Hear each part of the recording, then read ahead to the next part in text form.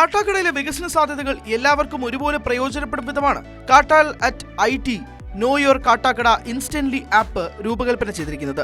മണ്ഡലത്തിലെ വിവിധ സേവനങ്ങളെയും പദ്ധതികളെയും കുറിച്ചുള്ള വിവരങ്ങൾ ചോദിക്കാനും ആർട്ടിഫിഷ്യൽ ഇന്റലിജൻസ് അധിഷ്ഠിതമായ ചാറ്റ് ബോക്സ് വഴി ഉടൻ മറുപടി ലഭിക്കാനുമുള്ള സംവിധാനം വിദ്യാർത്ഥികൾക്കും പൊതുജനങ്ങൾക്കും വലിയൊരു മുതൽക്കൂട്ടാകും.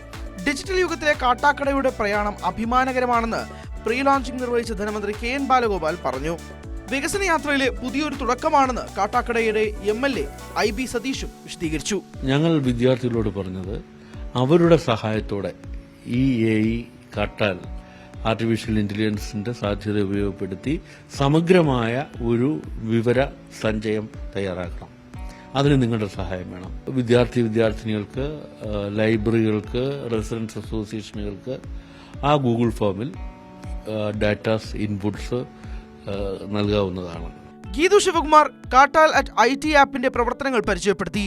കാട്ടാക്കടയുടെ വികസനത്തിൽ AIയും സാങ്കേതിക വിദ്യകളും എങ്ങനെ പ്രയോജനപ്പെടുത്താമെന്ന് Trinity college principal Arun Surendran, കാട്ടാക്കടയിലെ വെതർ സ്റ്റേഷനുകളെക്കുറിച്ച് ഐസിഫോസ് ടെക്നിക്കൽ കോർഡിനേറ്റർ ഷെഫീഖ് എന്നിവർ വിശദീകരിച്ചു. സാങ്കേതിക വിദ്യകളുടെ സഹായത്തോടെ മണ്ഡലത്തിൽ നടപ്പാക്കുന്ന പുതിയ കാർഷിക പദ്ധതികളും ചടങ്ങിൽ പ്രഖ്യാപിച്ചു.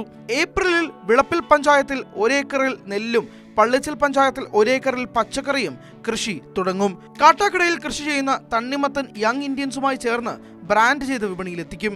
കാലാവസ്ഥ നിരീക്ഷണം, കൃഷി മാനേജ്മെന്റ്, വിളകളുടെ ആരോഗ്യ പരിശോധന എന്നിവയിൽ സാങ്കേതിക വിദ്യയുടെ പ്രായോഗിക ഉപയോഗം വിശദീകരിക്കുന്ന ഡ്രോൺ എക്സ്പോയും സംഘടിപ്പിച്ചിരുന്നു.